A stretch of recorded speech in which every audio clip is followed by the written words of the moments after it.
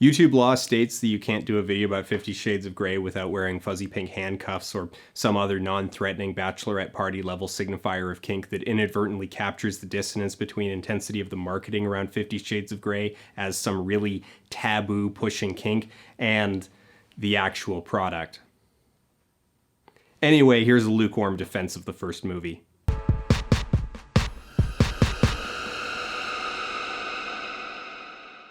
The following program deals with issues of intimate partner violence and abuse. Viewer discretion is advised.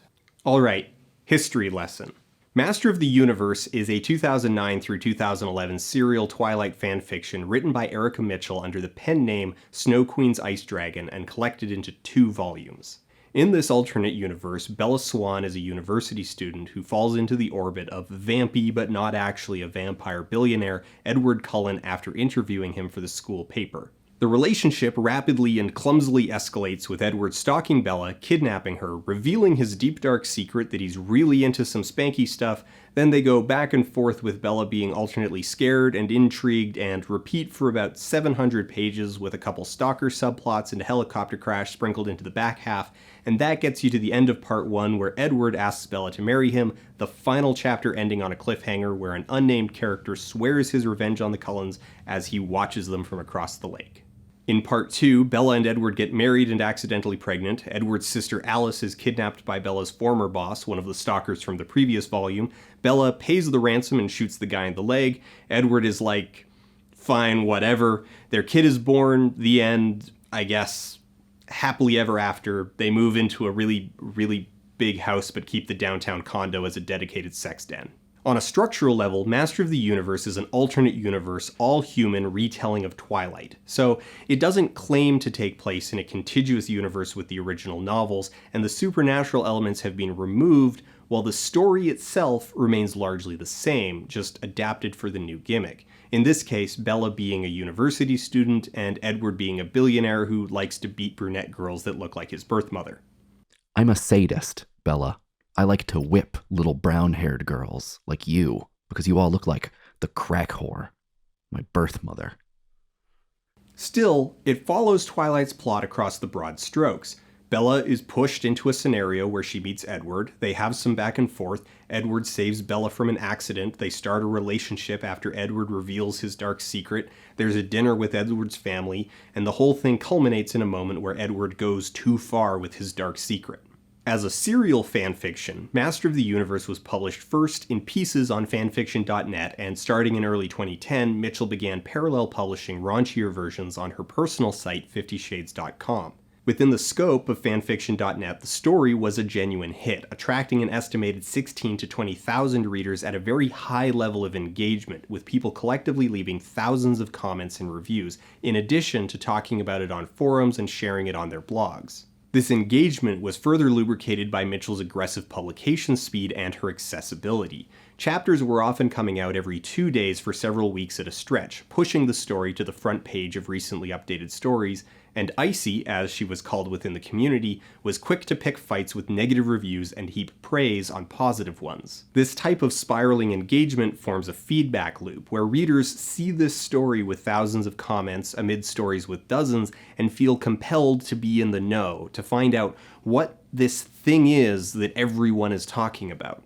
The novel, 50 Shades of Grey, written by Erica Mitchell under the pen name E.L. James, was published in May 2011 by The Writer's Coffee Shop, an Australian boutique publisher focused on turning fanfiction into commercial literature. It is a lightly edited version of roughly the first half of Master of the Universe Part 1, where the names have been changed. Edward Cullen is now Christian Grey, and Bella Swan is now Anastasia Steele. When I say lightly edited, I do mean lightly. For example, Christian now spends $43 at Anna's store rather than the $53 Edward spent at Bella's, and these ellipses are now commas. Yes, there's more changes than that. If you want to go by absolute number, there's a lot of changes. Thousands even once you include punctuation. But it's an understatement to even say that the core of the two is the same. The two texts side by side read almost the same, with really only a minor pass for rewording. The plot and general structure remains untouched. Due to Mitchell's existing passionate fan base and landing right at the time when e-readers were really breaking into the mainstream, the ebook of 50 Shades was released to strong initial sales, sending it to the top of the bestsellers list and priming a similar feedback loop where more and more people pick it up and start talking about it in order to be in the know about the thing that everyone is talking about. The feedback loop was further compounded by the remainder of Master of the Universe being published in September 2011 and January 2012 as 50 Shades Darker and 50 Shades Freed, with both books seeing similarly strong sales in addition to engagement, both positive and negative, on the social cataloging site Goodreads. With multiple erotica books from the same series on the bestsellers list, media quickly picked up on it as a curiosity, further boosting its profile.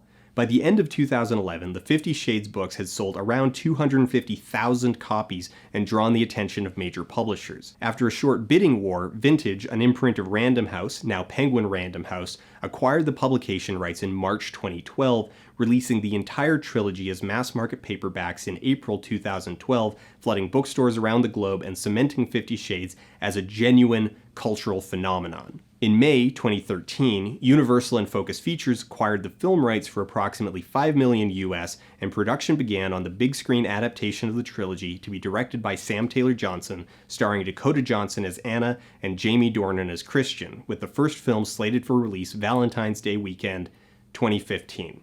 Now the books are, well, they're pretty bad, but I want to cut a fine line here. There's a lot of criticism that has come at 50 Shades from a lot of different angles, some valid and some distinctly less valid. So, for example, the prose and the dialogue are pretty abysmal. This is valid criticism. The serial nature of the original publication is something that was never worked out in the editing process, so plot threads will abruptly end, the story will get sidetracked in a random aside for several chapters at a time that will ultimately be dropped and forgotten, things are rarely foreshadowed, and at least one character that is integral to the plot, Link, is only mentioned in passing like 4 times in the entire series and never actually shows up. It needs to be acknowledged, as with its origin as an alternate universe retelling of Twilight, and having seen so few alterations during editing, 50 Shades falls into some serious gray areas of plagiarism. Beautiful. This is the skin of a killer, Bill.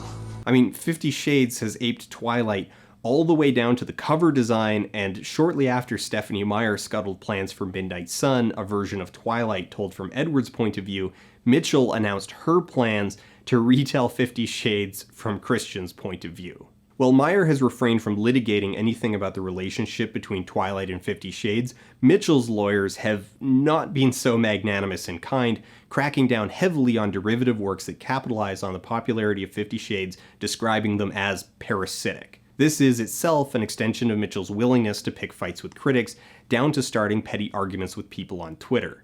The story also, via Bella/Anna's running internal commentary, perpetuates dominant cultural narratives that pressure women to take responsibility for the abuse that their intimate partners inflict on them, and much of the interaction between the leads is more than a little hazy in the area of consent, in a way that many critics find to be not merely controversial, but disingenuous and even dangerous. Now, without getting too deep into the weeds, I want to acknowledge that fantasy fiction, erotic fiction, playing with ideas and scenarios that blur the lines of consent, or even step right over them, aren't strictly illegitimate as subject matter. Most of our fiction involves scenarios that we would never want to actually experience, whether that be getting caught in a gunfight or trapped at a cabin in the woods with a killer, and the idea that some people find non-consensual sexual scenarios thrilling is maybe not as weird as it's often painted. Christine Love's visual novel Lady Killer in a Bind is a text that delves quite far into scenarios of dubious consent for the purpose of both titillating and challenging the audience. It is an experience that can get rough at times, pun intended. Playing through one scenario left me with a lingering sense of betrayal that took several days to fully process. The game opens, however, with a reminder that fiction is a means for people to explore ideas and scenarios in ways that are safe, or at least safer. In a video game, you effectively have the ultimate safe word. You can exit the program at any time, and it will stop instantly. It's like the fuzzy pink handcuffs. They're not real, they're just toys. They look and behave close enough to real handcuffs, but the key is just for show. It's actually less convenient than just using the lever.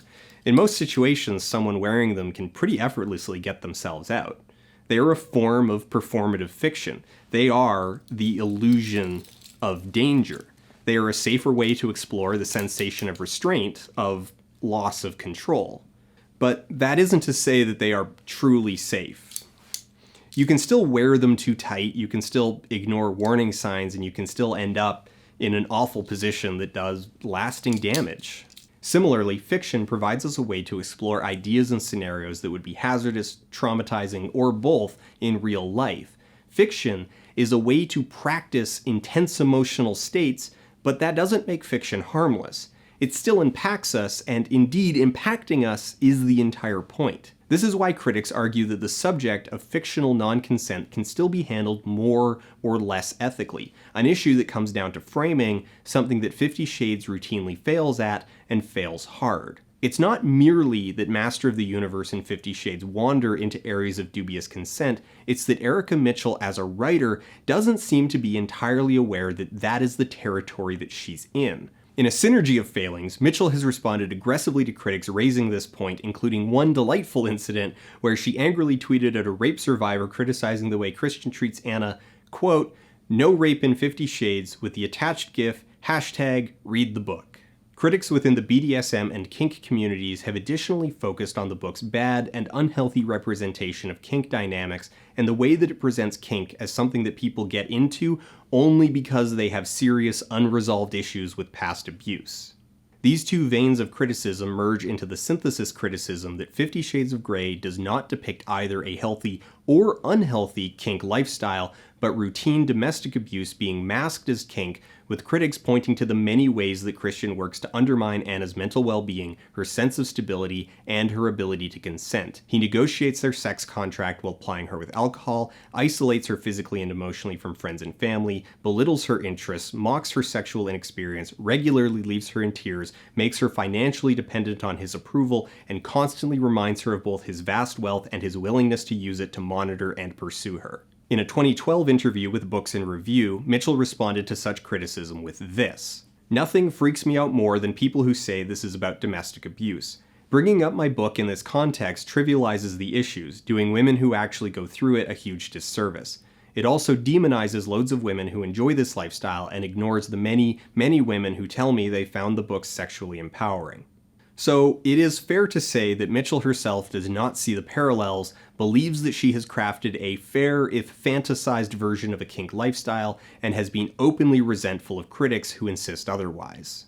However, even with all these criticisms, it needs to be acknowledged that a huge chunk of the backlash to 50 Shades stemmed from and manifested as rampant misogyny and an assault on the public visibility of female sexuality and sexual agency, with many, many people using legitimate criticism as a springboard to mock mommy porn and the very idea of women finding anything erotic if it didn't conform to strict male-centric ideas of feminine sexuality. In this context, it's not even weird to consider that a certain component of 50 Shades' success can be attributed to a collective political act of defiance, women publicly embracing the book not for its quality or even because it suited their tastes, but because of what its success represents in a culture that generally sees pornography for women as both setup and punchline. So before we start really digging into the meat of 50 Shades' failings, I do want to take a moment to talk about what resonated with audiences.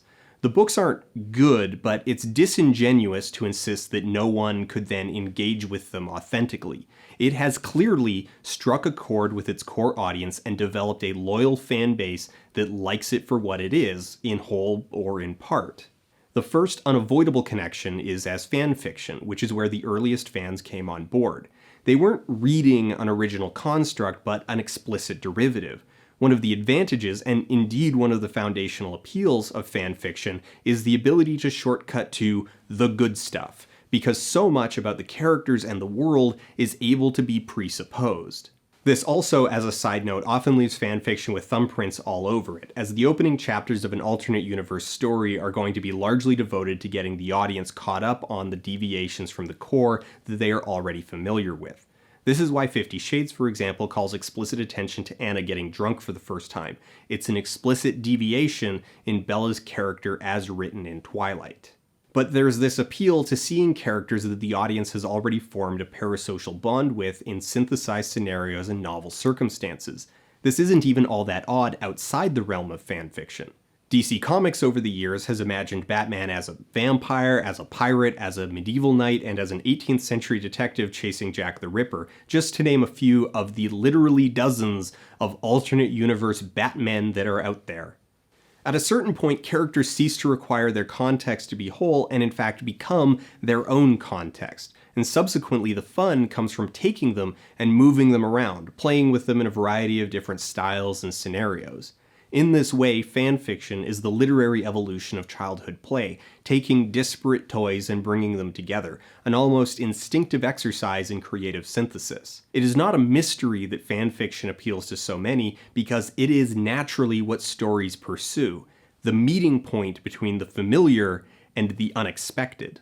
Moving beyond the fanfiction, many fans enjoy indulging in the economic fantasy, the thrill of absurd wealth and privilege, the story about an ordinary girl plucked out of obscurity by an incomprehensibly rich dude who is able to give her virtually anything that she wants. Indeed, elements that many critics have found odd or infuriating are, to the invested reader, part of the appeal. Anna rejects Christian's gifts, which he then imposes on her.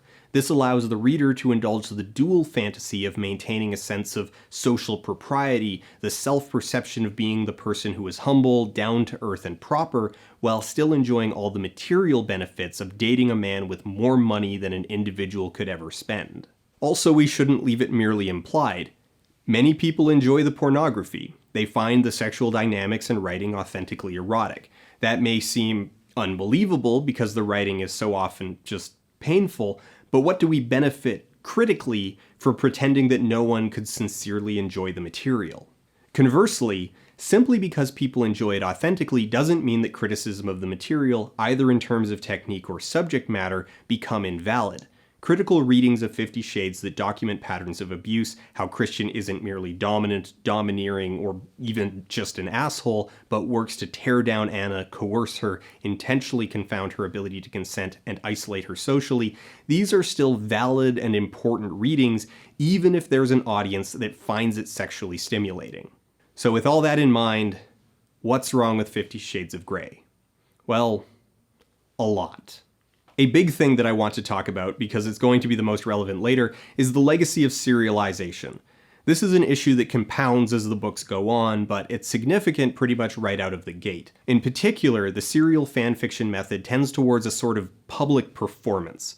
A writer might publish a short, dead-end chapter purely because they haven't posted anything in a few weeks, and their fans are wondering if the fic is dead. Ideas might catch the author's attention, but after a few weeks they decide it just isn't going the direction they or the audience want, and so the plot thread is abandoned. Because the nature of serial fiction is to always keep pushing forward, and edits are only made chapter by chapter, these problems then persist into further derivatives. For 50 Shades of Grey in specific, these mostly manifest as a lot of cyclical, repeating scenes in the middle of the book, petty arguments and conflicts that happen often enough that it's hard to remember which specific one was in which specific chapter, and numerous side stories that last a chapter or two before abruptly ending. Now, ideally, these are exactly the kind of issues that an editor would address in adapting a fanfiction from forum thread to published novel, and this is as good a time as any to mention that Erica Mitchell is, by all accounts, absolutely awful to work with. Reportedly, the first editor she was assigned at the writer's coffee shop tasked with turning Master of the Universe into 50 Shades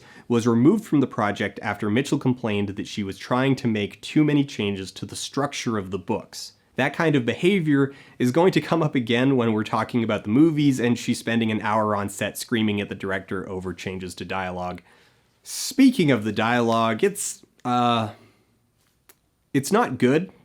I'm going to lump Anna's internal monologue in with this because the words characters say aloud and the things Anna thinks to herself tend to play off each other in the worst way. I could always take them off. He smirks. I feel the color in my cheeks rising again. I must be the color of the Communist Manifesto. Stop talking. Stop talking now. I was in the area. He says by way of explanation. I need to stock up on a few things. It's a pleasure to see you again, Miss Steele. His voice is warm and husky like dark melted chocolate fudge caramel. Or something. What's vanilla sex? I ask, if anything to distract myself from the intense burning sexy look he's giving me. He laughs. Just straightforward sex, Anastasia. No toys, no add-ons. He shrugs. You know, well, actually you don't, but that's what it means. Oh, I thought it was chocolate fudge brownie sex that we had, with a cherry on top. But hey, what do I know? Mitchell also has an awkward habit of juxtaposing erotic imagery with infantilizing internal commentary from Anastasia. Anna is seemingly perpetually confused by the world around her and naive to the point of farce, a thread that persists all the way to the very end of the trilogy. Lastly, Mitchell doesn't have a deft touch when it comes to managing the sexual danger. Again, because she is, or at least publicly performs, being completely unaware and in denial that her writing steers into areas of dubious consent. There are many, many moments where Anna is legitimately afraid of what Christian might do to her. To quote romance author Jenny Trout on the issue, while there is something of a thrill factor in having the heroine be a little afraid of the super alpha hero, you have to walk a really delicate balance. You don't want the reader to think that the heroine is actually super afraid of the hero or that she has a reason to find him literally dangerous, because that's when the fear stops being sexy. This is, for many readers, a source of much of their frustration. The book doesn't manage to balance sexy danger, but it also refuses to embrace the danger that it creates. There's a potentially legitimately decent erotic thriller or even erotic horror somewhere inside the subject matter, but Erica Mitchell seems convinced that living in constant fear of your sexual partner's temper is just what a kinky sex life looks like. And yeah, I think that's enough context to start talking about the movie.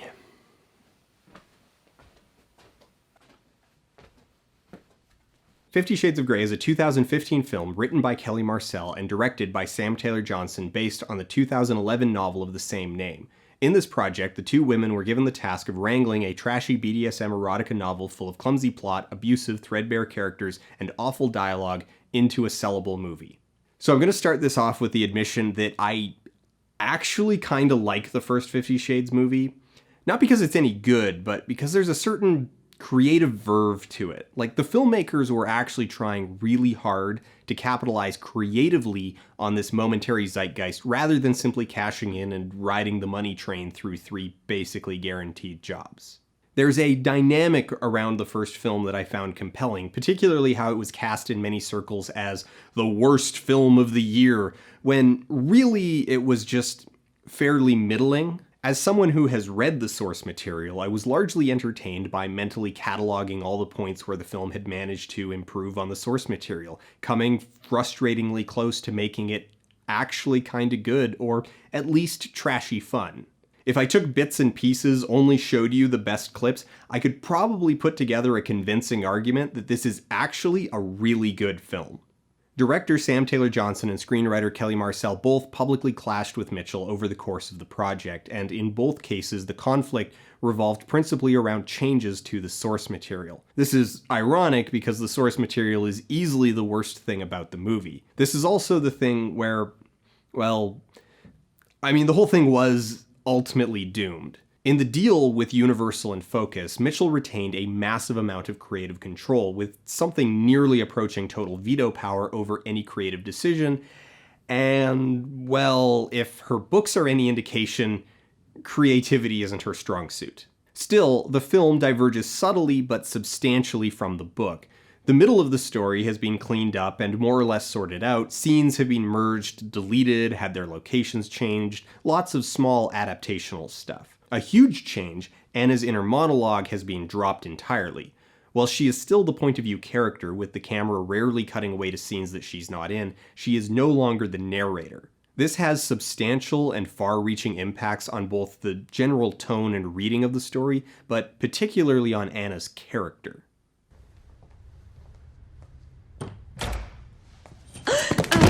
Double crap. Me and my 2 left feet. Miss Calvin, Holy cow, he's so young. are you all right? If this guy's over 30, then I'm a monkey's uncle. Christian Grey. Holy crap. What the hell is he doing here, looking all outdoorsy with his tousled hair and in his cream, chunky knit sweater, jeans, and walking boots? I thought it was you. What the? What a pleasant surprise, Miss Steele. Just Anna. I'm not gonna touch you.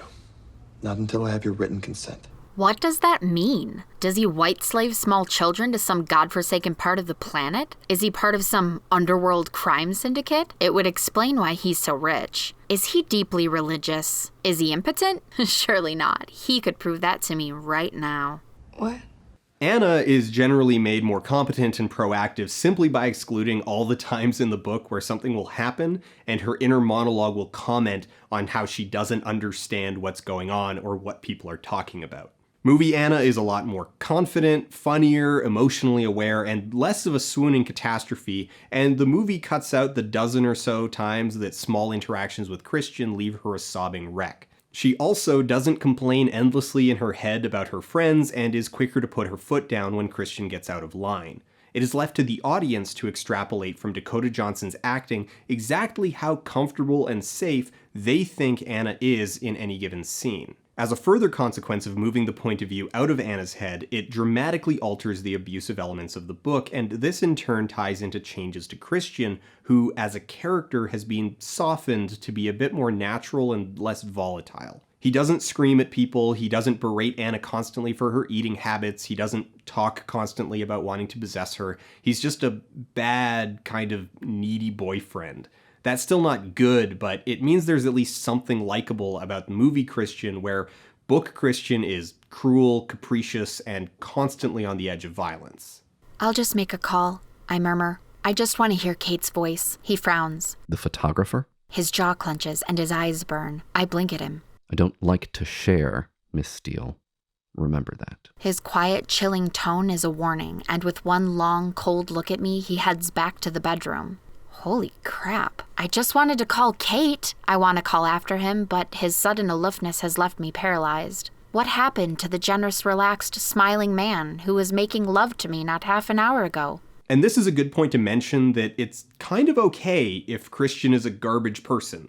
Like, from a narrative standpoint, it's not bad that Christian is bad, that he's a bad person or a bad boyfriend. It's a story, it's drama, we want conflict, we want some volatility and excitement and even a level of emotional intensity that would be exhausting in real life but is fun to pretend with for a few hours. Him being a bad boyfriend, a poor communicator, emotionally distant, these give the characters things to conflict over, things for them to clash against, generating tension, drama, and story. To take an example from later in the film, Christian spanks Anna in a way that the film plays as playful. There's a lot of good tension in the scene with Anna's conflicting desires, and yeah, Dakota Johnson has played the scene as Anna realizing that she kinda likes it.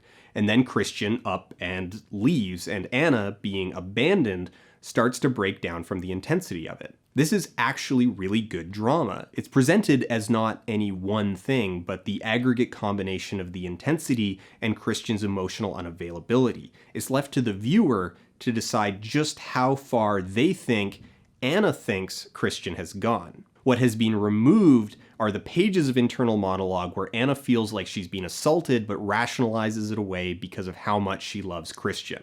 I stare down at my hands. What can I say that I haven't said already? I want more. I want him to stay because he wants to stay with me, not because I'm a blubbering mess, and I don't want him to beat me. Is that so unreasonable? This is how book Anna consistently frames the encounter. She doesn't process it as play, but as abuse, and Christian dismisses her concerns out of hand. So you felt demeaned, debased, abused, assaulted. How very Tess Derbyfield of you. I believe it was you who decided on the debasement, if I remember correctly. Do you really feel like this, or do you think you ought to feel like this?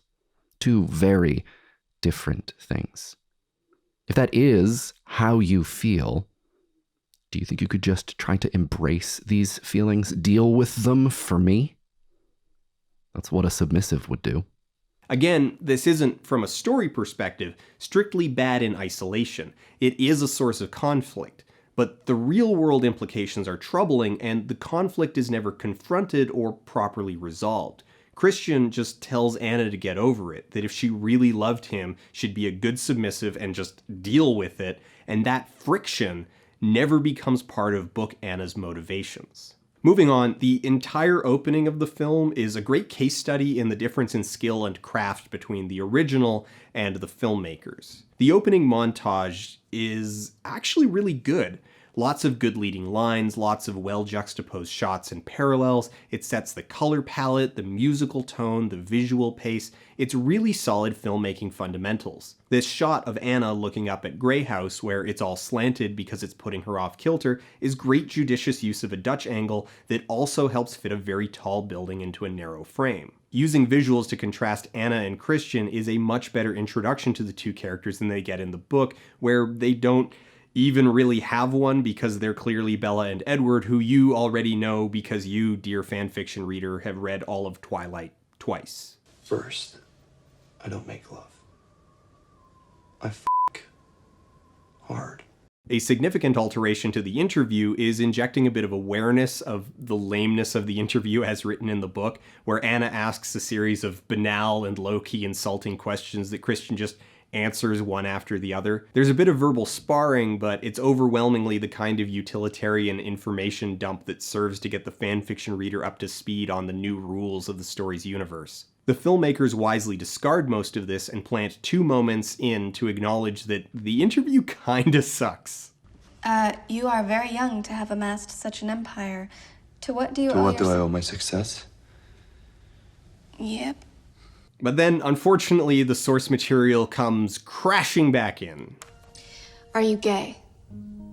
Alright, okay. Let's pause for a bit. So, this is as good a time as any to mention the shades of homophobia and misogyny that lay over Master of the Universe and all subsequent derivatives. In the books, given that the reader is privy to all of Anna's thoughts, it becomes obvious, almost comical, how almost every man and woman that Anna comes across is evaluated as a possible sexual competitor. Particularly relevant to this scene, Christian staffs his office exclusively with hot blonde women in tight skirts and blazers, and Anna starts to refer to them throughout the books as the Stepford Blondes.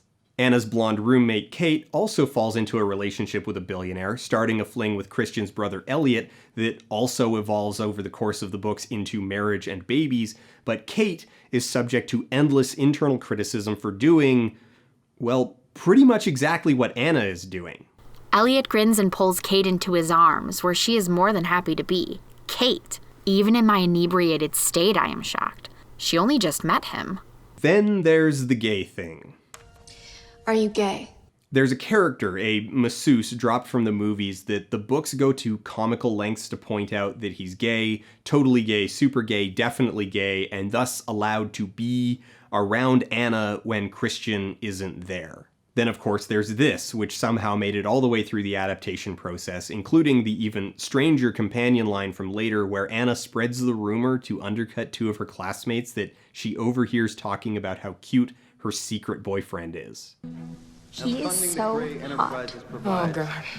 He's so is. Specifically toward developing viable, I heard he's gay. ecologically sustainable methods of farming for third world countries. I'm actually at a complete loss as to why that's there. However, bad as this question may be, it does lead into a great example of how much better the film is than the novel. In the book, Anna and Christian are sitting on a large couch for the entire interview. They just sit down and talk, and eventually the time for the interview runs out when one of the blondes comes in and tells him his next meeting is almost ready to start, but Christian cancels it. The lead-in to Christian canceling the meeting is Anna telling Christian that Kate is sick. Did you volunteer to do this interview? He asks, his voice deadly quiet. Hang on, who's supposed to be interviewing whom? His eyes burn into me, and I'm compelled to answer with the truth. I was drafted. She's not well. My voice is weak and apologetic. That explains a great deal. There's a knock at the door, and blonde number 2 enters. Mr. Gray, forgive me for interrupting, but your next meeting is in 2 minutes. We're not finished here, Andrea. Please cancel my next meeting. In contrast, here's how the movie handles the same transition point in the conversation. What about you? Why don't you ask me something that you want to know?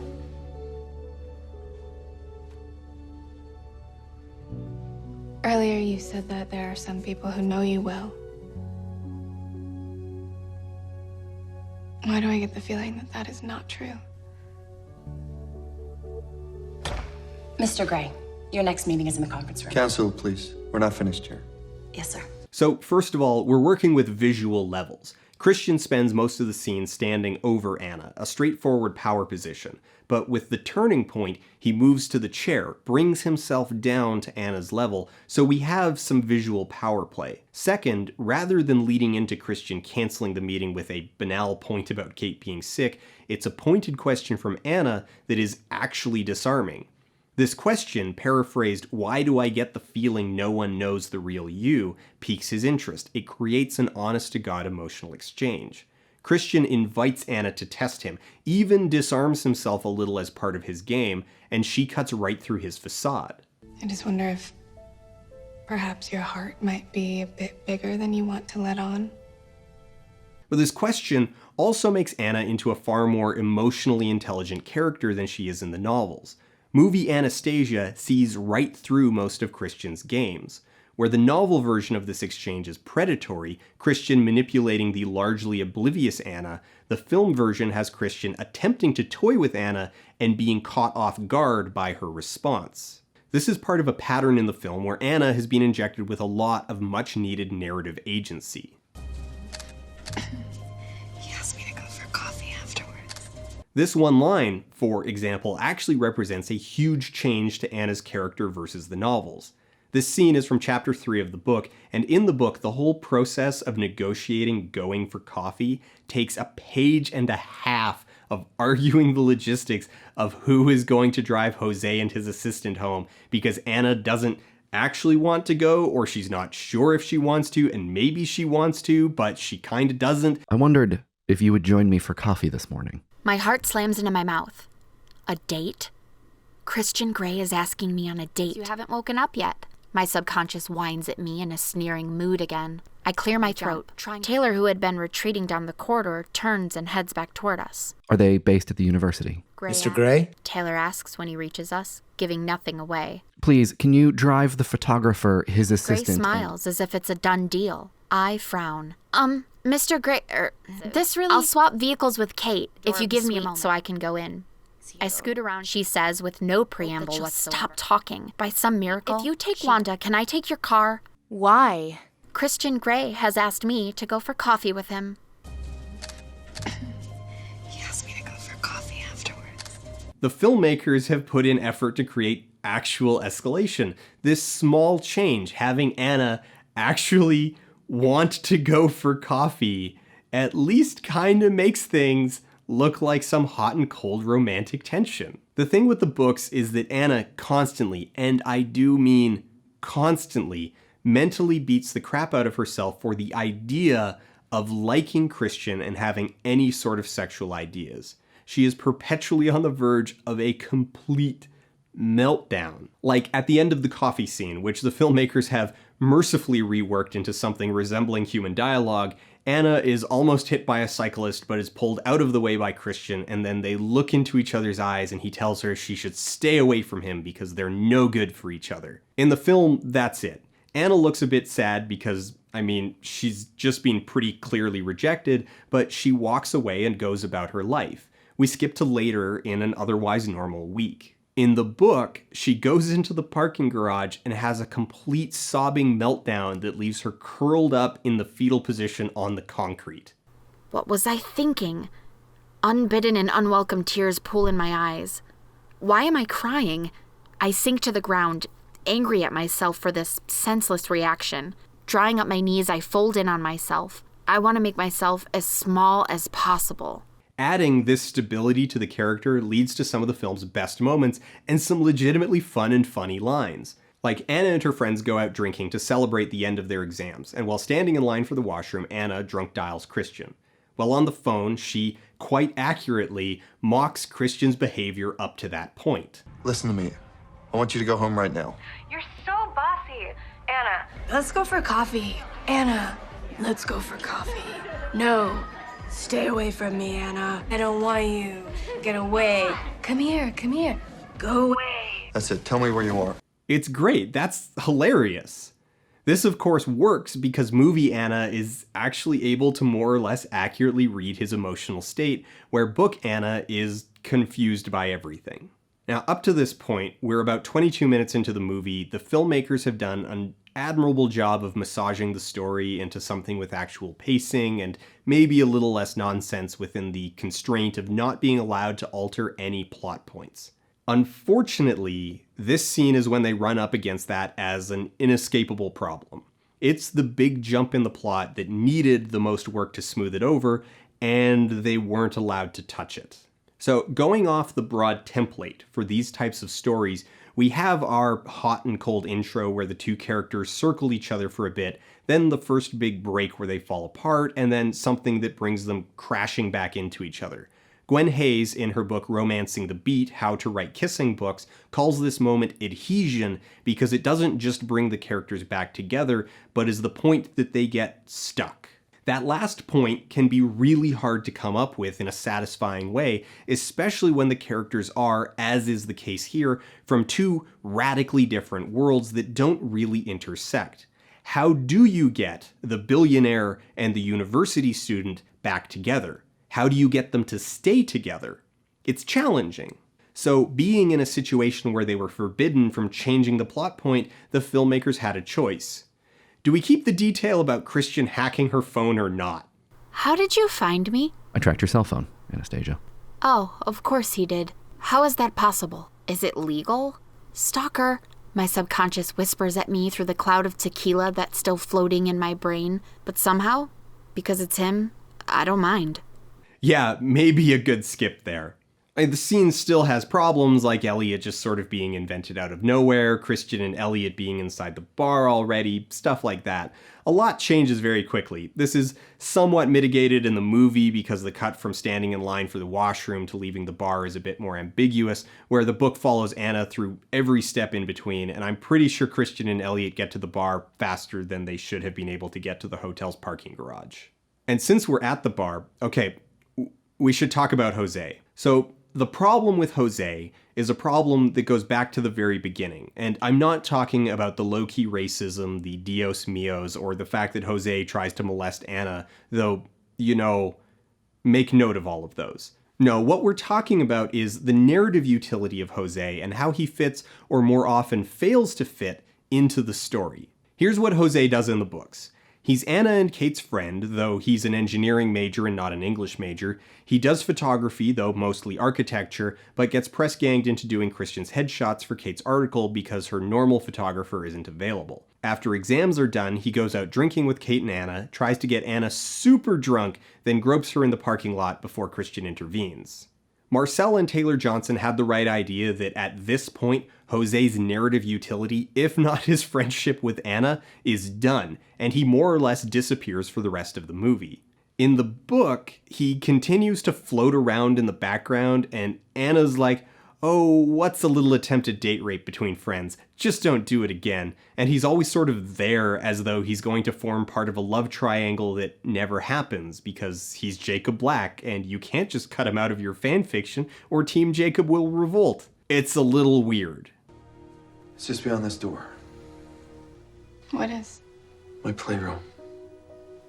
Like your Xbox and stuff?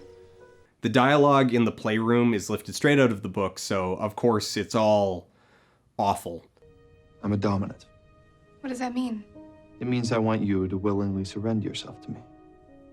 Why would I do that? To please me. All the scenes in the Playroom are the scenes that, according to Sam Taylor Johnson, Mitchell was most protective of. Christian does an awful job at pitching the whole situation, which kinda makes sense given what his actual damage is, but the problem is that we're not going to learn that he's actually really bad at the whole Dom thing until really far into the next movie. Like, okay, it isn't actually acknowledged until 842 pages into the series.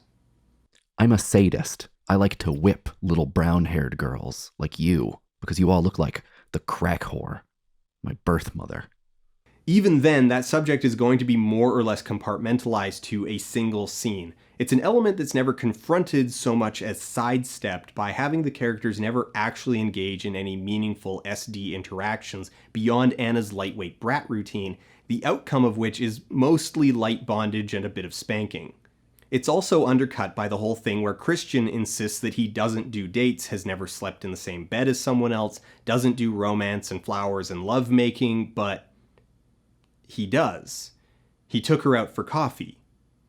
That's a date. At least they follow up this first Playroom scene with another substantial change for the better, when Anna tells Christian that she's still a virgin. Because I haven't. You're still a virgin? Now, this plot point is retained from the book, and it still feels kind of fetishistic and is a bit off-putting for that, but how it's responded to is substantially better. In the book, Christian stalks around the room, running his hands through his hair, yelling and growling and castigating Anna. You're a virgin? I nod, flushing again. He closes his eyes and looks to be counting to 10. When he opens them again, he's angry, glaring at me. Why the fuck didn't you tell me? Christian is running his hands through his hair and pacing up and down his study. 2 hands, that's double exasperation. His usual concrete control seems to have slipped a notch. I don't understand why you didn't tell me. He castigates me. The subject never came up. I'm not in the habit of revealing my sexual status to everyone I meet. I mean, we hardly know each other. I'm staring at my hands. Why am I feeling guilty? Why is he so mad? I peek up at him. Well, you know a lot more about me now. He snaps. His mouth presses into a hard line. I knew you were inexperienced, but a virgin. He says it like it's a really dirty word. Marcel and Taylor Johnson, on the other hand, lay on the mushy romance. Where have you been? Waiting. Men must throw themselves at you. Never what I've wanted. This does, however, just further detail that basic flaw in the telling of Christian's character. Christian has spent multiple scenes telling Anna all about how he doesn't do romance, doesn't do flowers, doesn't do dates. First, I don't make love. I f*** hard. But at a pin drop, he just decides some old-fashioned lovemaking is in order, so yeah. I try not to get in the habit of suggesting fixes, but it's really hard not to do that here. Just have Anna be the one to escalate once they start kissing. I mean, that's the whole conflict here, isn't it? Anna's moony-eyed romance versus Christian's business-like dominance. Maybe have a bit more push and pull with that. He gets her to try out some spanky stuff, and she finds out she likes it. He opens up a bit to flowers and romance and finds out it's not so bad either. That kinda is the big emotional arc here, and it is eventually acknowledged when Christian agrees to a regular date night once a week. That, for the record, never happens, but maybe introduce that idea a bit earlier than, I don't know, 260 pages into the book. But that's really an unfair comparison because, again, in the book version of this scene, Christian is stalking the room and yelling at Anna and talks at length about how he's just having sex with her to rectify her virginity, which he sees as a problem. So, yeah. I've never taken anyone in the helicopter. I've never had sex in my own bed. I've never slept next to anyone. When they're walking out in the woods on the way back to Portland, this happens again, where Christian tells Anna and us all the things that he's done with Anna that he's never done with anyone else, like taking them in the helicopter, having sex in his sleeping bed instead of his designated sex bed, having sex that was outside the frame of a submission and domination relationship. But the impact of that is undercut by the fact that there hasn't really been any conflict there. There's no friction for Christian. He's not unsure of himself. He's not lost. He enjoys it well enough. So it's not a character growth moment. Really, he's just describing the fact that yesterday he experienced an incredibly banal first. Anna, before yesterday, I'd never had blueberry before. We always got corn pops. And when you put rooster sauce on the eggs, I'd never done that before either. They were okay. So what this scene ends up doing, which I think almost works if you put this first film in a bottle, is it emphasizes that Christian's reticence to compromise is pretty unreasonable. It still doesn't do that well, but it does do it. This is an important contrast to Anna, who has stepped far more dramatically outside her comfort zone and found that she is, for the most part, overwhelmed by the scope and intensity of what Christian is asking, far more than any small part. And again, it needs to be highlighted that Christian really isn't presented as breaking through any significant hurdles. There is no conflict leading up to Christian asking Anna out for coffee. There's no panic attack about wanting to take a romantic interest flying in his helicopter. It's effortless. There's a lot of nuanced argument over the idea of show, don't tell. Like, we can come up with all kinds of examples where just telling the audience what's going on is actually pretty effective, and then we could get into further debate over whether or not those examples are still supported or themselves support visual or environmental evidence that shows the thing we are being told, and thus it's all a combination of showing and telling. But this, right here, Christian Grey just saying it's a big deal that he's never had sex in his sleeping bed instead of his sex bed. This right here is the poster child for the kind of limp storytelling that leads to getting your writing back from the editor with "show don't tell" written in big red letters in the margin.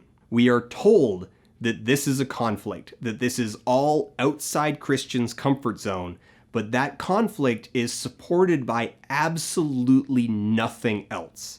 As a result, this point ends up falling into a hazy space where it's not a satisfying parallel between the two characters because the stakes are so disproportionate, but it's also not just cute banter because there's clearly supposed to be weight to it in the cinematic language. This is the culmination of a scene where Christian tells Anna the first inkling of his dark past and admits that he's still friends with the woman who raped him when he was a teenager. The characters are framed at a path's dead end, on the edge of dark water. Anna is trapped visually in the noisy, chaotic half of the frame, with Christian acting as the barrier between a cage and freedom. The soundtrack is tense, kind of sinister. Visually, the color palette of the scene gets colder as the scene progresses. When they walk down the path, the highlights are warm. At the docks, they're neutral. And when we come in for the close-up, they're cool and muted. The scene is emotionally and literally getting darker.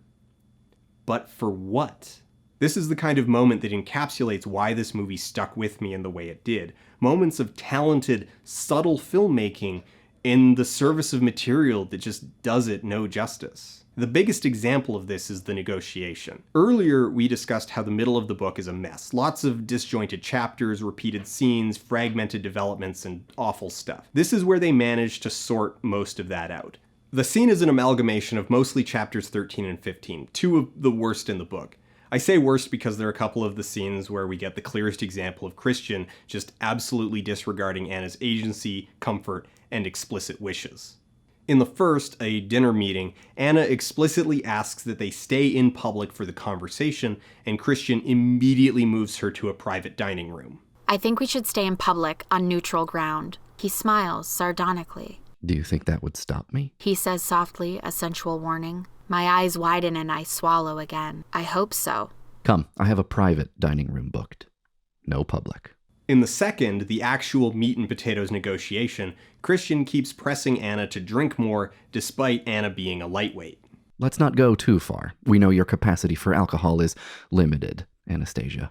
He picks up the champagne, takes off the foil top and cage, twists the bottle rather than the cork. He fills my cup. Is he getting me tipsy? I eye him suspiciously. He glances quickly at me. More? Fills my cup, please. And I drink practically all of it. Drain my cup again. More? He asks. Work. More. My brain is beginning to fog. Alcohol. Did you get me tipsy on purpose? Yes. Why? Because you overthink everything, and you're reticent like your stepdad. A drop of wine in you, and you start talking, and I need you to communicate honestly with me. Otherwise, you clam up, and I have no idea what you're thinking. In vino veritas, Anastasia. Nothing freaks me out more than people who say this is about domestic abuse. Yeah.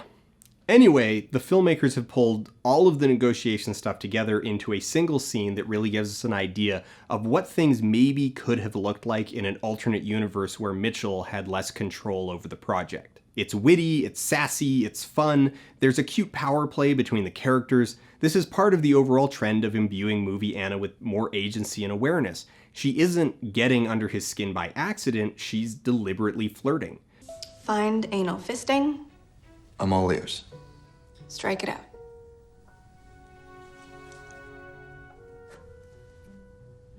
Strike out vaginal fisting, too. You sure? Yeah. It also ties into the changes to Christian. Anna isn't afraid of what he's going to do, how he's going to respond.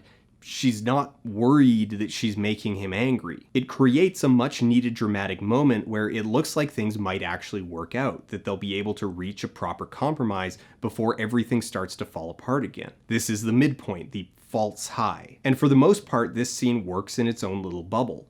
I mean, out of the bubble, it's a complete waste because despite the fact that they have this whole negotiation where Anna gets basically all the concessions that she wants, and then in the next scene at her graduation, she tells Christian yes, she still doesn't physically sign the contract, and it becomes something that they argue about on and off for the rest of the book/movie because both do a really poor job at distinguishing between kinky sex, which is what they still do, and the full-on 24/7 total package dom-sub lifestyle that Christian wants.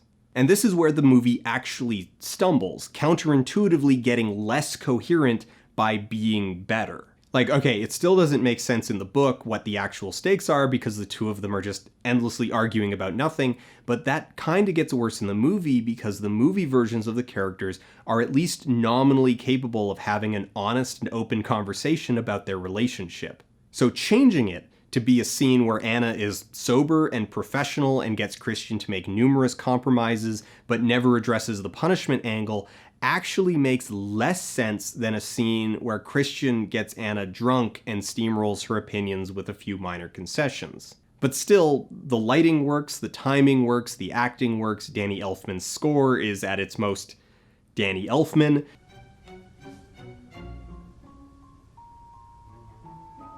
Eroticism is used to build the characters and tell the story, which is not what can be said for about 90% of the sex in both the book and the movie. I think the scenes in 50 Shades are well shot, they're well lit, they're well scored, and they manage to convey an engaging level of eroticism, so they're at least trashy fun, but there's a deeper problem where they fail to work as scenes. Almost all of them could be cut from the film and leave little impact with their absence. This actually makes a lot of sense if we go all the way back and review the origins of the text. Master of the Universe, as you'll recall, was originally published on fanfiction.net, which has a prohibition on sexually explicit content. How effective that prohibition has historically been is up for debate, but regardless, Erica Mitchell worked around it by posting saucy versions of the story there and more explicit versions to her personal website. So if it seems like the characters do all their relevant character talking and then stop to have sex, that the sex scenes are a post hoc addition to the actual story, it's because they are. This is all just a roundabout way of getting around to talking about the end of the film. So when the film was in production, the second and third films had not technically been greenlit yet. There were contracts securing principal creatives in the event of the second and third films being made, but 50 Shades of Grey went into production with the possibility that it would be the only adaptation actually made. I know it seems silly to think that Paramount would only make one of the books into a movie in a post-Harry Potter Hunger Games world, but also consider that while 50 Shades' rise to fame had been swift, there was always the possibility that it would fade just as quickly. If you buy the film rights in 2013 for a book that had only really been out for a year and a half, how sure are you that audiences will still be around in 4-5 years? By the time Darker and Freed were greenlit, Grey was already deep into post-production. I bring it up because it places unique creative pressure on the director and screenwriter, who now need to try and craft a movie that will work both as a potential standalone film and as the first act of a 3-part series. With that as foreplay, let's talk about the final scene in the Playroom, the belt whipping scene. Alright, so something vague has gone wrong with Christian's vague business stuff. In the book, I think it's that one of Christian's cargo boats with relief aid food bound for Africa is sunk by pirates or something. And he's sunk into a deep funk over this. Anna tries to sex him back to happiness by letting him tie her up and blindfold her, but it doesn't work because it's not extreme enough, so he's sitting up late at night playing sad piano. The two of them have a very confusing argument about the contract that Anna has agreed to but not signed that ultimately kind of revolves around the fact that Anna really just doesn't like the idea of punishment. This is actually where a lot of kink and BDSM enthusiasts take the most umbrage, because the specific dominant submissive interaction of rules and punishments and rewards is where Erica Mitchell basically says that if people enjoy those kinds of games, it's because they're emotionally damaged. Why? It's the way I am. Either way, the conversation gets more confusing when Christian insists that the contract is still in force in spirit, even though she didn't sign it, and if she acts out, there will be punishment, and so Anna says, okay, fine, show me how bad it can get. And Christian brings her into the playroom and tells her he's going to whip her with a belt 6 times. Now, I want to reiterate something I said earlier. From a story standpoint, it's okay if Christian is a bit of a bastard, because it gives the characters something to conflict over. Just something needs to come of it. One of the things that Sam Taylor Johnson wanted to do with this scene was have Anna use her safe word, red, while Christian keeps going. And that is actually a brilliant change, or it would have been if it had happened. It properly centers the conflict around Christian's actual character flaws. It calls attention to his selfishness, makes his disregard for Anastasia's well-being explicit, and gives Anna a very, very good reason to leave the relationship immediately.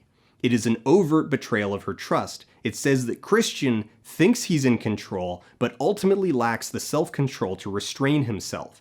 It points out that his love of rules is ultimately a shallow facade to justify his very mundane abuse. That right there shows us the thing that Mitchell is going to try to tell us in the next book.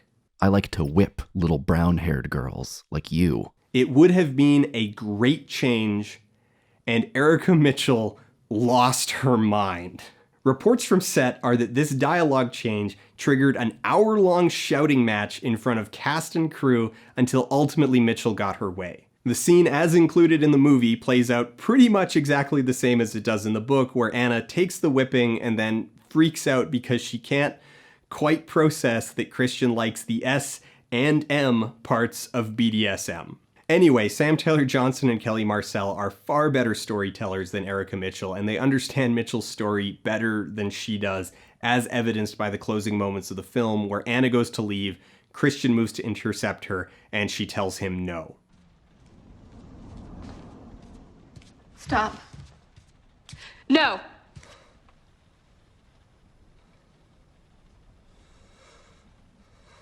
Of course, that would play a million times better if the story had actually been about boundaries, but as it is, it still plays as part of an artistically strong final scene, culminating in the fantastic final shot of the theatrical edition. Anna. Christian.